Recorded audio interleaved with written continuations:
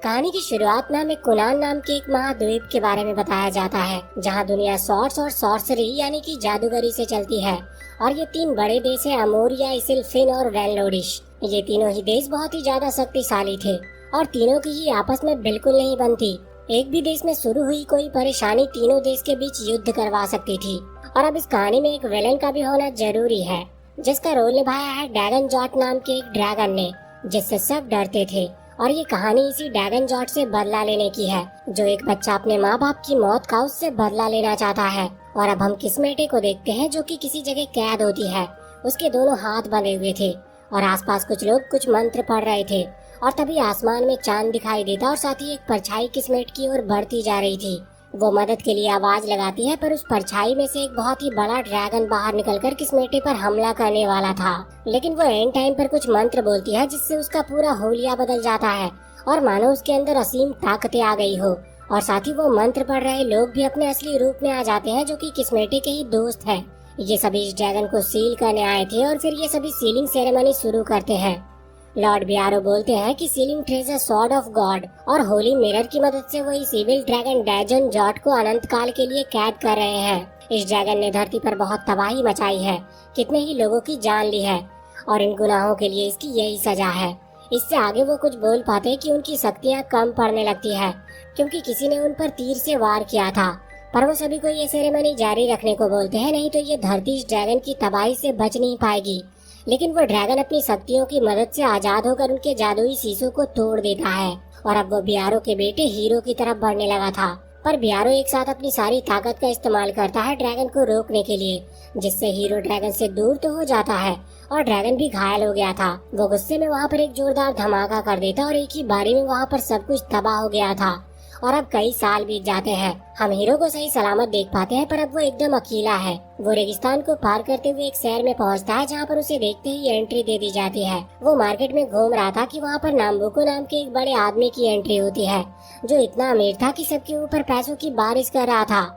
Hero ये सब देख ही रहा होता है कि एक बच्चा उन पैसों को उठाने की कोशिश करता है, पर उसका दूसरा साथी उसे ये पैसे लेने से मना करता है, और ये बोलते हुए कि नाम्बुको ने ही उनके पैसे लिए और अब उन्हीं पैसों को उन सब में बांटकर बड़ा दानवीर बन रहा है। तो दूसरा साथी कहता है कि अगर उसे नाम्बुको से कुछ लेना है तो वो उसके ग्रैंड ट्रॉवा को लेगा, जिससे वो कितना भी पैसा और खाना निकाल सकते हैं। इतना ही नहीं, वो उनकी कोई भी विश को भी पूरी कर सकता है। वो दोनों लड़के तो वहाँ से चले जाते हैं, पर उनमें से एक लड़का छिपकर वो ग्रैंड ट्रॉवा लेने की कोशिश करने में लग जाता है, जो कि नाम्बुको भी देख लिया था। हीरो भी ये सब देख रहा होता है और वो गिरू की बात याद करता है कि इस शहर में हर तरह के लोग हैं, और वो वहाँ से आगे बढ़ता है। फिर वहाँ पर एक आदमी, जो कि डलहैबट नाम के एक जाबाज योद्धा की कहानी सुना रहा था, जिसने गोल्डन पिसुकट्रम को बचाया था एक खतरनाक ड्रैगन से। और वो उस ड्रैगन का क्रेस्ट दिखाता है, जो कि उसके पूर्वजों ने जीता था।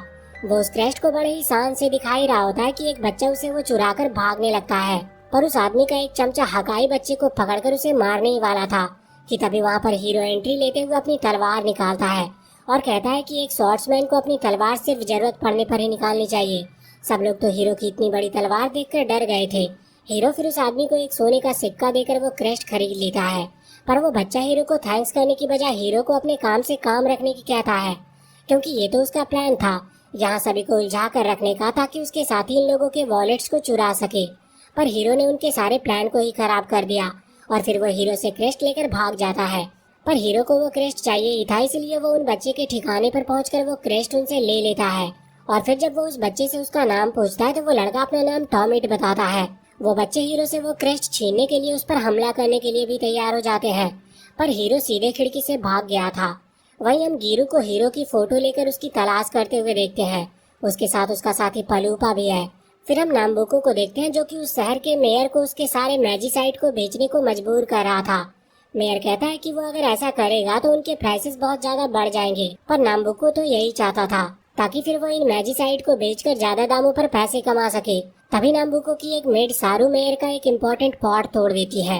ये देखकर मेयर चिल्ला पड़ता है। इस पर नाम्बुको के सैनिक उस पर तलवार तान देते हैं। नाम्बुको उन्हें रोकता है। फिर वो मेयर को अपना ग्रैंड ट्रॉवा दिखाते हुए लालच देता है कि अगर वो उसकी बात मानेगा तो वो उसके फायदे के लिए इसका इस्तेमाल करेंगे। मेयर इसके लिए राजी हो गया था, पर वो कहता है कि वो इसका इस्तेमाल डायरेक्टली नहीं कर सकता, वरना उसकी बदनामी हो सकती है। इसी बीच एक छोटा सा क्रिएचर ग्रैंड ट्रॉवा को चुरा लेता है। सारू तुरंत ही अपने मैजिक की मदद से उस क्रिएचर को नीचे खींच लेती है और उसके साथ वही बच्चा पेस हिट था। इसी बीच हम एक लड़की को देखते हैं जो कुछ जादुई सी जगह में गिर जा रही थी और जैसे ही वो पानी को छूती है सारा पानी बर्फ में बदल जाता है और सीन फिर से हीरो पर शिफ्ट होता है जो बच्चों से बचकर भाग रहा था। इस पकड़म पकड़ाई में एक बच्चा नीचे गिरने वाला था पर हीरो तुरंत ही उसे बचा भी लेता है और तभी उन्हें मालूम पड़ता है कि उनका एक साथी पेसेट मेयर के किले में पकड़ा गया और शाम तक उसे सजा दी जाने वाली है।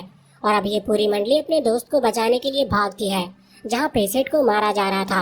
हीरो ने ये सब रोकने को कहता है पर सारू अपने सैनिकों को उसे मारने का ऑर्डर देती है, लेकिन हीरो चुटकियों में अपनी बड़ी सी तलवार से उन सबको ठिकाने लगा देता है।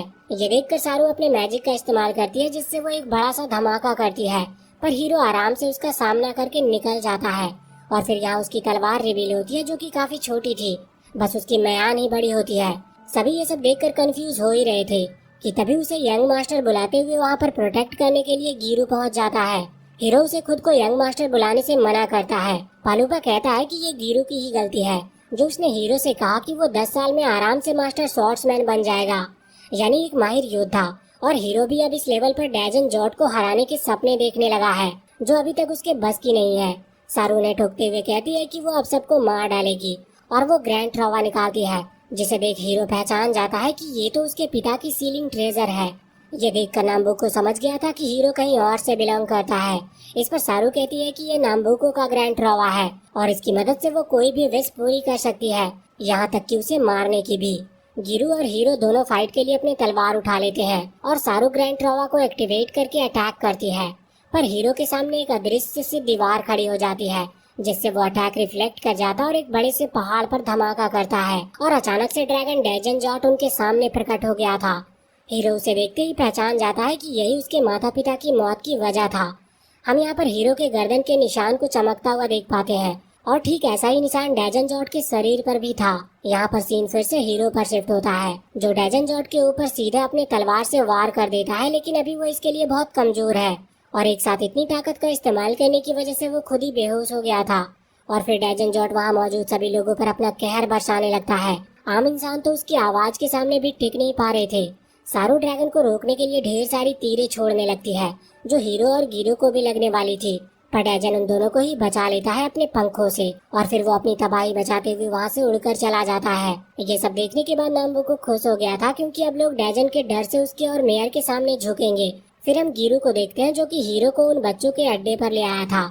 बच्चों के पूछने पर गिरू बताता है कि 10 साल पहले गिरू के माता पिता लॉर्ड बियारो और किस्मेटे ने डैजन जॉट को सील करने की कोशिश करी थी, जिसे आज लोग डिजास्टर ऑफ बेल्बागोआ के नाम से जानते हैं। किस्मेटे को वहाँ पर डैजन के लिए किसी चारे की तरह इस्तेमाल किया गया और फिर लॉर्ड बियारो के सीलिंग ट्रेजर, किस्मेटे की सॉर्ड ऑफ गॉड, हीरो के होली मिरर और 100 शक्तिशाली मेजेस के साथ सीलिंग सेरेमनी शुरू किया गया। सभी को लगा था कि सीलिंग कामयाब रहा, पर इस सेरेमनी की आग ने सबको अपने चपेट में ले लिया और सभी एक ऐसी अग्नि में समा गए जिससे उनका लौट पाना नामुमकिन था और बस हीरो वहाँ से बच पाया था और वो भी गिरू की वजह से ही। तब से हीरो अनाथ हो गया और तभी वहाँ पर हीरो होश में आकर तुरंत ही डैजन को ढूंढने लगता है उसे खत्म करने के लिए। टॉमिटे कहता है कि वो अपने इन स्किल से डैजन को नहीं हरा सकता, पर हीरो कहता है कि उसने आज के दिन के लिए ही इतनी ट्रेनिंग की ताकि वो अपने माता पिता की मौत का बदला ले सके। पेसेटे कहता है कि वो ग्रैंड ट्रॉवा का यूज कर सकता है डैजन को हराने के लिए। हीरो भी कहता है कि उसके पिता भी जरूर यही करने की कोशिश कर रहे होंगे, इसीलिए अब वो नाम्बुको के ग्रैंड ट्रॉवा को चुराने का ठान लेते हैं। अब ये तीनों नाम्बुको को ढूंढने के लिए निकल पड़ते हैं। हीरो बताता है कि उसने सोने के सिक्कों की मदद से ये क्रेस्ट खरीदा है। ये सुन फालूपा को गुस्सा आ जाता है क्योंकि वो सिक्के उसके थे और उसके हिसाब से ये क्रेस्ट भी नकली है, पर ये दोनों फालूपा को गुस्से में छोड़कर भागने लगते हैं और बेचारा फालूपा अपने छोटे छोटे पैरों से उनका पीछा करने में लग जाता है। और वहीं सारू को पता चलता है कि नाम्बुको उसे छोड़कर चला गया ताकि वो यहाँ रुककर हीरो को ढूंढ सके। वहीं एरिन नाम की एक लड़की हीरो के पास पहुँचती है जहाँ पर हीरो खाने के लिए भटक रहा था क्योंकि नाम्बुको के खिलाफ जाने की वजह से कोई भी उसे खाना देने के लिए तैयार नहीं था। एरिन उन लोगों को अपने साथ ले जाती है खाना खिलाने को और बातों ही बातों में वो यहाँ पर बियारो का जिक्र करती है जिससे ये तीनों अलर्ट हो जाते हैं। पर फिर एरिन अपना नाम बताने के बाद चली गई थी और फिर इन्हें ही सारे खाने का बिल भी पे करना पड़ता है। उनके पास तो सोने की जगह भी नहीं थी, इसीलिए वो टॉमिटे के अड्डे पर रात बिताने चले आते हैं। टॉमिटे को पेसेट की वजह से उसकी बात माननी पड़ती है और फिर अगले दिन गिरू सभी के लिए बहुत टेस्टी सा नाश्ता तैयार करता है जिससे सारे बच्चे बड़े खुश थे और फिर हीरो ग्रैंड ट्रावा चुराने की प्लानिंग में लग जाता है। लेकिन गिरू उसे पहले अपनी ट्रेनिंग पूरी करने को कहता है क्योंकि अभी भी वो तलवारबाजी में माहिर नहीं है। और अब गिरू उसकी ट्रेनिंग स्टार्ट करवाता है जिससे हीरो को इन स्लाइम्स के साथ फाइट करनी है। पर ये देखने में जितना आसान है उतना असल में था नहीं, क्योंकि ये स्लाइम्स बहुत फास्ट है और बहुत चिपचिपे भी। हीरो बड़ी तलवार यूज करने को कहता है पर गिरू कहता है कि इस टास्क के लिए ये तलवार एकदम परफेक्ट है। और फिर ये स्लाइम्स हीरो पर अटैक करना शुरू कर देते हैं, जिससे उसकी हालत काफी खराब हो रही थी। पालूपा गिरू को कहता है कि वो जानता है ना कि हीरो के अंदर तलवारबाजी का कोई टैलेंट नहीं है, पर गिरू कहता है कि उसके अंदर टैलेंट है जो वो साबित करके रहेगा। और फिर वो कुछ मॉन्स्टर्स को मारने चला जाता है ताकि उन्हें बेचकर पैसे कमा सके। इधर हीरो की हालत खराब हो रही थी। उसे लग रहा था कि ये स्लाइम्स इतने छोटे हैं तभी वो इन्हें हरा नहीं पा रहा, इसलिए उसे किसी बड़े को हराना चाहिए। और तभी उसकी नजर पालूपा के पीछे आ रहे सैंड ड्रैगन पर पड़ती है और वो ड्रैगन पर हमला करने लगता है। पर तभी वो देखता है कि उस ड्रैगन में एक लड़की बैठी है और उस लड़की के कहने पर वो ड्रैगन बड़ी शांति से वहाँ से चला जाता है। फिर वो लड़की तुरंत ही हीरो को गले लगाकर उसकी धड़कनें सुनने लगती है और फिर वो उसे अपने साथ ले चलने लगती है और अपना नाम सरातो बताती है। इनकी बातें चली रही थी कि तभी गिरू वहाँ पर आता है। पहले तो वो सरातो को कोई मॉन्स्टर समझ लेता है, पर हीरो उसे बताता है कि ये बस एक नॉर्मल सी लड़की है। सरातो की अजीब सी बातों को सुनकर पालूपा कहता है कि उनका इस लड़की से दूर रहना ही ठीक होगा और तीनों वहाँ से चुपचाप खिसक लेते हैं। लेकिन वापस आने के बाद भी हीरो के दिमाग से वो लड़की जा ही नहीं रही थी। टॉमेटो उसे छेड़ने लगता है कि कहीं उसे उस लड़की से प्यार तो नहीं हो गया। हीरो कहता है कि पता नहीं क्यों वो लड़की उसे बड़ी अकेली लगी, मानो वो बहुत दुखी हो। तो टॉमेटो कहता है कि वो और उसके दोस्त भी हमेशा से अकेले रहे हैं, उन्हें तो मालूम भी नहीं कि उनके पिता कौन है, वो जिंदा है भी या नहीं, लेकिन फिर भी वो सब इस दुनिया में सरवाइव कर रहे हैं। पर फिर भी हीरो सरातो को दिमाग से निकाल नहीं पा रहा था। वहीं हम देखते हैं कि सारू अपने सैनिकों के साथ हीरो को ढूंढने में लगी थी, जिसके लिए वो अपने मैजिकल मिरर का यूज करने की कोशिश करती है, पर उसे कुछ मालूम ही नहीं चलता और उसके सामने से ही सरातो निकलती है जिस पर एरिन ने नजर रखी थी। और वहीं नाम्बुको ने अपनी चालें चलना शुरू कर दिया था। वो अब सभी देशों में डेजन जॉर्ड के जागने की बात फैलाने को कहता है ताकि सभी में डर का माहौल फैल जाए और साथ ही वो ज्यादा से ज्यादा मैजिक स्टोन्स बनाने का ऑर्डर देता है। और फिर वो डॉक्टर बफेलोपा को जल्दी से खतरनाक हथियार तैयार करने को कहता है क्योंकि जल्दी युद्ध शुरू होने वाला है, जिसके लिए तीनों देशों को हथियार की जरूरत होगी और वो इसी से अपना फायदा उठाएगा। और फिर हम डॉक्टर बफेलोपा के पास सरातो की जादुई छड़ी की तरह एक छड़ी को देखते हैं और वो मनी मन सरातो को अपना ध्यान रखने को कहते हैं, यानी वो उसे जानते हैं। वहीं सरातो ने हीरो को ढूंढ लिया था। टॉमेटो पूछता है कि उसे यहाँ का पता कैसे चला, तो वो कहती है कि वो इम्पोर्टेंट चीजों को खुद पता लगा लेती है और हीरो को कहती है कि जहाँ वो रहेगा वही उसका ठिकाना भी है। ये सुन हीरो बिना किसी से पूछे साथ रहने की परमिशन दे देता है। अगले दिन गिरू फिर से शिकार पर निकल गया था ताकि वो पैसे इकट्ठा कर सके और वहीं हीरो सरातो के साथ ट्रेनिंग के लिए गया होता है और पिछले दिन की तरह आज भी हीरो बस मार ही खा रहा होता है स्लाइम से। तो सरातो पूछती है कि वो इस तरह से मार खा के जीत रहा है या हार रहा है। सरातो की बातें ऐसी होती है मानो उसका दिमाग एक छोटे बच्चे की तरह जो कि अभी दुनिया को समझ ही रही हो। हीरो उसके सवाल से परेशान होकर कहता है कि ये बस ट्रेनिंग है जो वो डेजन जॉर्ड को हराने के लिए कर रहा है कि तभी एक भेड़िया उनके ऊपर अटैक कर देता है। हीरो उसका सामना करने की कोशिश करता है पर उसके एक पंजे से वो घायल हो गया था। फिर वो मॉन्स्टर सरातो की ओर बढ़ने लगता है तो हीरो हिम्मत करके फिर से खड़ा होता है उसे बचाने के लिए। तो वो मॉन्स्टर फिर से उसके ऊपर अटैक करता है पर वो हीरो को चोट पहुंचाने से पहले ही रुक गया था। हीरो को लगता है कि शायद वो उसकी तलवार से रुका और सरातो के पास पहुंचता है और पूछता है कि उसे कोई चोट तो नहीं लगी, पर सरातो को याद ही नहीं था कि जस्ट अभी हुआ क्या और अचानक काफी वो थक सी गई थी। फिर वो हीरो का जख्म नोटिस करती है तो वो उसे अपनी जादुई छड़ी से एकदम हील कर देती है। फिर वो दोनों उस मॉन्स्टर को बेचते हैं जिससे उन्हें एक सोने का सिक्का मिलता है। जाते हुए उनकी नजर कुछ सैनिकों पर पड़ती है जो एक आदमी को जबरदस्ती मैजिक स्टोन्स माइंस में काम करने के लिए ले जा रहे थे और उस आदमी के बच्चे रोने लगते हैं। ये देख हीरो को बिल्कुल भी अच्छा नहीं लगता और वो उन्हें रोकने की कोशिश करता है पर वो सैनिक उसे भी मारकर अपने साथ काम कराने ले जाते हैं। सरातो उन बच्चों को शांत कराती है और तभी टॉमेटो भी उसके पास आता है और एरिन ने भी अभी उनके ऊपर नजर रखी होती है। यहाँ हीरो को गुस्सा आ रहा था कि इन लोगों ने उसकी पहली कमाई भी छीन ली। यहाँ पर वो खुद की मदद तो कर नहीं पा रहा था लेकिन सबकी मदद करने का सोच लिया था। और वहीं सारू को भी उसके कैद होने का पता चल चुका था और वहीं टॉमेटो और सरातो भी हीरो को बचाने के लिए जा रहे होते हैं और हीरो खुद भी क्रेस्ट की मदद से दीवार में छेद करने की कोशिश करने में लगा हुआ था, पर उसके साथ के लोगों को लग रहा था कि उसकी ये मेहनत पानी में जाने वाली है। इसके बाद हम मेयर को देखते हैं जो नाम्बुको के ऑर्डर्स को मानते मानते अब तंग आ चुका था और अब वो बगावत करने की सोच लेता है। वो अपना एक सीक्रेट लेजर निकालता है जिससे उसने अपने घोटालों का सारा हिसाब लिख रखा था, पर वो लेजर अपने जगह से गायब थी क्योंकि ये लेजर अब टोमेटो और सरातो के हाथ लग गई होती है और वो मेयर को ब्लैकमेल करते हैं कि वो उसे ये लेजर लौटा देंगे, पर उसकी दो शर्त उसे माननी होगी। पहली कि वो हीरो को आजाद करे और दूसरी कि वो माइंस में काम कर रहे लोगों को छोड़ दे। मेयर इसके लिए मना करता है, तभी उसके सैनिक चारों तरफ से दोनों को घेर लेते हैं। लेकिन तभी वहाँ पर एंट्री होती है गिरू और पलूपा की। मेयर उन्हें अरेस्ट करने की कहता है, लेकिन गिरू की तलवार देख सैनिकों की हिम्मत भी नहीं होती। टोमेटो तुरंत उसे वो लेजर लेने को कहता है जिससे वो हीरो को बचा सकेंगे और फिर मेयर को उनकी शर्तें माननी ही पड़ती है। आजाद होकर हीरो टोमेटो और सरातो को थैंक यू कहता है। उसे देख साफ लग रहा था कि वो सरातो के प्यार में पड़ गया है। फिर सभी साथ में खाना खाते हैं। टोमेटो को ये देखकर काफी अच्छा लगता है। उसे लग रहा था कि मानो जैसे उसे फैमिली मिल गई हो। वहीं एरिन अभी भी उन पर नजर रख रही थी। अब अगली सुबह से गिरो हीरो की ट्रेनिंग और कड़ी कर देता है और कहता है कि वो अब से उसके साथ अकेले ट्रेनिंग करेगा। ये सुनकर हीरो शर्मा कर कहता है कि सरातो खुद उसका पीछा कर रही है, पर सरातो आज भी उसके पीछे पीछे आ रही थी। तो हीरो उसे अपना सिक्का देकर कुछ खरीदने को कहता है, इसीलिए सरातो मार्केट में घूम रही थी। पर तभी एरिन उसे अपने साथ हॉट स्प्रिंग में बात करने के लिए ले आती है और उसे बताती है कि यहाँ नहाने से हर तरह के जख्म ठीक हो सकते हैं। तो सरातो तुरंत पानी में उतर जाती है। वहीं एरिन सारू को भी नोटिस कर लेती है और पलूपा टोमेटे भी वहीं की ओर आ रहे थे क्योंकि उन्हें मालूम चला है कि वहाँ कोई खतरनाक मॉन्स्टर है और उसे पकड़ने वाले को 300 सोने के सिक्कों का इनाम मिलेगा। और वहीं हम देखते हैं कि इधर हीरो अपने ट्रेनिंग से एकदम परेशान हो गया था। उसे बस जल्दी से जल्दी डेजन को मारकर खत्म करना है। पर गिरो उसे डांटते हुए कहता है कि अगर इस समय उसे ग्रैंड ट्रोवा मिल भी गया तो भी वो डेजन को हरा नहीं पाएगा क्योंकि अभी वो इतना काबिल नहीं। जब 100 मेजेज मिलकर भी डेजन को हरा नहीं पाए तो हीरो को तो उसे डेजन को चैलेंज करने का भी हक नहीं होना चाहिए। गुस्से में आकर हीरो गिरू पर हमला कर देता है। वहीं एरिन सतारो से उसके बारे में कई सवाल पूछने की कोशिश कर रही थी, पर सतारो जवाब ही ऐसे देता है कि एरिन को उसके बारे में कुछ समझ में ही नहीं आ रहा था। तभी सारू उनके सामने आती है और उन्हें यहाँ पर रहने वाले मॉन्स्टर के बारे में बताती है जिस पर बाउंटी भी है। ये सुन सतारो बोल पड़ती है कि मतलब उसे मारने पर हमें सिक्के मिलेंगे, जिसे वो हीरो के साथ इकट्ठा कर रही है। पर एरिन तुरंत उसका मुंह बंद कर देती है ताकि सारू हीरो का नाम न सुन ले। वहीं इधर टोमेटो पालूपा गिरू के पास उस मॉन्स्टर के बारे में बताने पहुंचते हैं तो वो देखते हैं कि हीरो उससे लड़ने की कोशिश कर रहा है और गिरू भी हीरो के ऊपर जोरदार वार कर देता है जिससे हीरो ज्यादा ही घायल हो गया था। इसलिए गिरू उसे लेकर हीलिंग स्प्रिंग ले जाने लगता है, लेकिन उन्हें सारू के सैनिक आता हुआ देख लेते हैं। असल में सारू को अंदाजा था कि वो लोग यहाँ बाउंटी का सुनकर आ सकते हैं, इसलिए वो भी यहीं पर आई थी। अब गिरू हीरो भी वहाँ पर पहुँच चुके थे। गिरू बताता है कि उसे हीलिंग स्प्रिंग का पता था, इसलिए उसने आज हीरो की ट्रेनिंग सख्ती से करवाई और उसे बाउंटी का भी पता है, तो शायद उन्हें वो मॉन्स्टर भी यहाँ पर मिल जाए।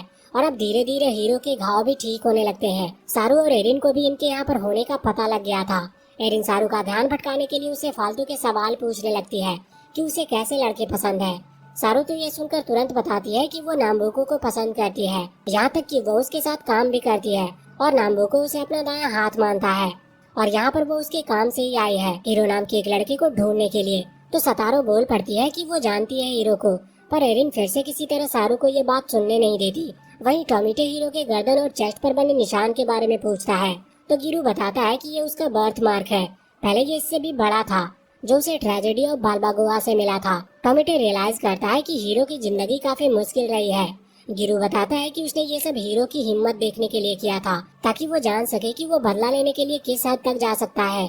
तभी हीरो को होश आता है और सारू उसकी आवाज पहचान तुरंत इशारा कर देती है, जिससे उसके सैनिक तुरंत ही उस मॉन्स्टर को बाहर निकालते हैं। पर वो मॉन्स्टर सारू की बात मानकर हीरो को पकड़ने के बजाय सरातो को पकड़ लेता है। गिरू तो उस मॉन्स्टर को देखकर खुश हो गया था क्योंकि अब वो इससे ढेर सारे सिक्के जीत सकता है और ये मॉन्स्टर एकदम बेकाबू हो गया था। इवन ये सारू को ही उठाकर फेंक देता है। गिरू फिर जल्दी से सरातो को आजाद कराता और दूसरे ही वार में उस मॉन्स्टर को खत्म भी कर देता है। हीरो फिर तुरंत ही सरातो को बचाता है, पर उन्हें इतनी मेहनत करने के बाद भी कोई इनाम नहीं मिलता। लेकिन फिर भी इसे मार्केट में बेचकर उन्हें ठीक ठाक सिक्के तो मिल ही जाएंगे, जिससे वो सबके लिए ये सिंपल वाले आर्मर तो ले ही पाएंगे। पर वहीं टोमेटो और उसके दोस्त काफी उदास थे कि अब गिरू और हीरो यहाँ से चले जाएंगे और न ही उन्हें अच्छा खाना मिलेगा अब से। और अब अगले दिन ये सभी हीरो और गिरू को बाय करने को पहुंचते हैं। तभी टोमेटो कहता है कि वो भी हीरो के साथ जाना चाहता है। उसके दोस्त काफी दुखी होते हैं, पर वो जानता है कि उनसे ज्यादा हीरो को उसकी जरूरत है और आखिर उसे भी ग्रैंड ट्रॉवा चाहिए ताकि वो इस दुनिया को बदल सके। और फिर ये पांचों एक साथ सफर के लिए निकल लेते हैं। एरिन उन्हें बताती है कि वो मॉन्स्टर सारू ने हीरो को पकड़ने के लिए भेजा था। वो बताती है कि वो भी उनके साथ चल रही है। गिरू मना करता है क्योंकि उसे एरिन पर विश्वास नहीं है, लेकिन फिर एरिन उन्हें नक्शा दिखाती है जिससे वो नाम्बुको तक पहुंच सकेंगे। ये देखकर हीरो तुरंत ही उससे हाँ कर देता है। वो बताती है कि नाम्बुको जिस शहर में रहता है उसका नाम लैंडवेयर विशेष डाई है। हीरो तो अब बहुत ही ज्यादा एक्साइटेड हो गया था नाम्बुको को पकड़ने के लिए। इस बात से अनजान कि उनके ऊपर उड़ रही इस चील से नाम्बुको उन पर नजर रख रहा है, पर ये सभी बड़े मजे से अपने रास्ते पर आगे बढ़ रहे थे। तभी वो चील उन पर हमला करने को आता है। हीरो बड़े ही तेजी से उसका सामना करने को जाता है, लेकिन फिर से उसे चोट लग जाती है और फिर गिरू उस चील को भगाता है। इसके बाद गिरू उन्हें इसी जंगल में कैंप लगाने को कहता है। अब रात को सब खाना एंजॉय कर रहे थे। पालूपा को जंगल की काफी समझ थी, जिससे टोमेटो उससे काफी इम्प्रेस होता है। तभी गिरू बताता है कि सरातो अभी तक पानी लेकर लौटी नहीं, इसलिए हीरो उसे ढूंढने जाता है, जहाँ उसे एरिन मिलती है। वो उससे साथ आने की वजह पूछता है, पर वो बस इतना ही बोलती है कि वो उसकी हेल्प करने के लिए आई है, इसलिए फिर वो आगे बढ़ जाता है। फिर हम देखते हैं कि नाम्बुको दूसरे देशों को हथियार बेचने में लगा है। फिर वहाँ पर सारू आती है, जिसे वो खूब डांट लगाता है और फिर उसे वो चील का कंट्रोल देकर हीरो पर नजर रखने को कहता है। अगले दिन ये लोग फिर अपना सफर जारी रखते हैं। हीरो तो इन्हें लीड करते करते इनका बॉस बन गया था और यहाँ इन्हें काफी परेशानी हो रही थी, क्योंकि मैजिक स्टोन्स के प्राइसेस बढ़ते ही जा रहे हैं। और तभी अचानक से सारू उनके सामने आकर उन पर अपने मॉन्स्टर से हमला कर देती है और हमेशा की तरह हीरो एक्साइटमेंट में अकेले फाइट करने के लिए बढ़ जाता है और पिटता रहता है। इस बार तो उसकी तलवार भी टूट गई थी। और यहाँ पर पालूपा एक मैजिकल बॉक्स निकालता है, जिसमें वो सरातो और टोमेटो को डालकर खुद भी जाकर छिप गया था। और यहाँ पर सारू हीरो को कैद करने वाली थी। गिरू उसे रोकने के लिए आगे बढ़ता, पर सारू उस पर अपने मैजिक से अटैक करके उसे बांध देती है। साथ ही उसका यह अटैक इतना पावरफुल था कि जमीन में दरार पड़ गई थी और फिर वो गिरू को मारने वाली थी, जो हीरो को बर्दाश्त नहीं हो सकता था। और अब वो अपनी पावर को अवेकन करता है।